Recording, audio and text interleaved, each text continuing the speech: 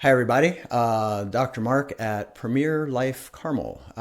Great to see everybody again. This week's podcast, we're going to talk about a very interesting topic, a timely topic, with dealing with the concept of freedom of healthcare choice. And that's an ongoing and it's an evolving debate that continues to take shape. But the interesting part about this up front is that we look at our freedom of healthcare choice as simply trying to jockey around in a system that's already not serving us well. And so the concept of today is not to really branch off and get into the concept or the discussion of universal healthcare or those sorts of tangents. Those can be important conversations, but that is not what this is meant to be. This is really meant to be just a wake-up call and sort of a different way to look at what are we really striving for when we talk about the concept of freedom of choice with regards to our healthcare. So freedom of choice concept would be just on the surface, thinking of, hey, I get to pick my own doctors. I get to pick a philosophy that fits my mindset and how I prefer to work in my health, or what type of therapies we might want to seek out for us and our family with regards to our health. And so as we consider that, I just want to take a close look at the model that we're using, as most of us would think about that. So you pick your own provider. We pick this plan or we pick that plan based on what that coverage might be and insurance, or what might be convenient for us or someone we may like to see. The question with that is, what's really giving us the freedom to choose our health? Because within that system, we're still stuck in whatever type of services that insurance says that we're allowed to have. In other words, are we really empowered to make our own choices regarding our health just because we have some freedom to pick a predetermined plan that really limits what choices we may have? And I think this is most apparent in the fact that we have coverages that will say right in their explanation of benefits that any therapy or any care that is specifically directed toward improving lifestyle, helping people to actually feel better, or improving your health is not considered medically necessary. So even though we may have the ability to choose the plan or the person that we see or certain services, insurance and the current model that we have is still limiting your ability, and they're telling you this up front, to experience real health, because we're still telling people that our health is not necessarily medically necessary. So we're simply doing this hamster on a wheel routine, trying to impact our health in a system that is really not designed to impact our health. It's a sick care system, and it's a good system when you need emergent care. But when you do need true health care, and we're looking at things now, how do we improve our quality of life? How do we really impact our health? And what does health really mean? Because our health care is very personal. But yet the choices that shape our lives always seem to be made by someone else. It's a very impersonal and almost prescribed plan of action with our health. So what we want to do is we want to say, well, how can we regain our true autonomy?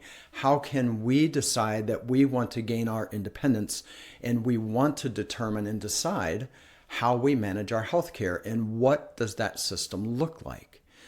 So that's one of the reasons why so many true wellness providers today no longer deal with the traditional insurance model structure, because that is so limited in its scope as to what it provides in order to really impact your health and really allow you the ability to step outside the box and seek true differentiation in wellness care. So that brings up the point that, more and more what we see is chiropractic care being held up as the pinnacle of what true healthcare should look like. And as the research continues to grow and we see just the wide sweeping benefits of regular chiropractic care and how that improves people's overall health, and not just based on symptom management or symptom treatments, we're going far beyond that. So people are discovering this as a true form of healthcare. Because as most of you know by now, chiropractic is based on the scientific principle that our entire body, every cell, every tissue, every organ, every gland in our body is controlled by our nervous system. And so what chiropractors do is we go beyond just talking about, hey, what's the symptom and how can we help you with that? That's the current model that most people are familiar with and most people are working from. But you take that a step further and we say that what you want to do is, how do you consider your body to get well? Does your body get well by taking, say a medication for your headaches, or does your body get better because you took an over-the-counter or prescribed medication for your lower back? And I think the indications for that is more people are aware that that's not how our bodies regain health. We can't chemically manipulate our bodies into being forced into submission when that's never really augmenting the body's ability to heal from the inside out.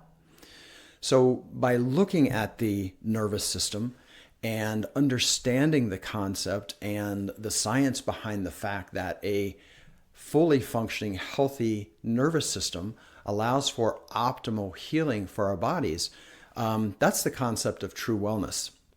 And that is why we say chiropractic is much more than just a healthcare option. It's the absolute symbol of health freedom, and that's going to continue to be the case. So it's just important to consider what it is we're looking for with this freedom of healthcare choice. If it's just a matter of getting different providers or just working within a system that's already not serving us well, where our choices are truly limited as to the scope of what's available to us, and not just I want to see this person or that person. So, just to kind of drive that point home, we need to only look at the fact that, we talk about these tests that are done, these age-dependent tests, these screening tests. When you're a certain age, for women, it's breast screening time. When you're a certain age, for men, it's prostate screening time. And those numbers at that age are really not scientifically based. I mean, why at that specific day at that time is it necessary for us to go through that sort of testing? The screenings are sort of an indication that we're already working within a system that's not really looking to maintain our health, but to simply look to make sure that we're not discovering disease. In other words, we're letting the body go on a pendulum swing because both health and disease are a process. These aren't things that we wake up one day and we're like, oh, we're healthy now, or we're not healthy. These things are on a continuum and they take time. Our current model is set up very specifically to allow the body to move into the process of actually being able to identify the disease before we then want to talk about how then do we manage the disease. We just need to break away from that concept because there is no healing there. And when we're fighting for that ability to be able to express our health in the way that is meaningful to us, it's time to start looking at moving toward a philosophy that resonates more with, hey, rather than how do I manage this disease process? Starting with the concept of how we like to educate, which is, hey, let's talk about how our body gets diseased, how our body moves in a continuum of either maintaining wellness, regaining wellness, or what's that continuum look like as our body moves into sickness, dysfunction, and disease. And so that system is important. And like I said, it's very personal. But that's why so many people are choosing and turning to chiropractic as their primary health modality. Because, looking at a root cause issue and addressing the root cause of any issue as opposed to simply treating that issue once we can put a diagnosis code on it, or once we can see that your blood chemistries, for example, are so far one way or the other that we can finally give you a diagnosis code, and then we can justify treating that symptom. So with that in mind, just food for thought. This is an ongoing conversation. We do have a list of references at the front desk of the office of different organizations that impact everything from immunizations to screenings to our food choices. We have website information for all of those sites to kind of help to guide your healthcare needs and actually help to support what you're looking for in regaining or maintaining your true health. So with that, thanks for your time. I hope that was informative, and I look forward to seeing you again next time around. Thank you very much.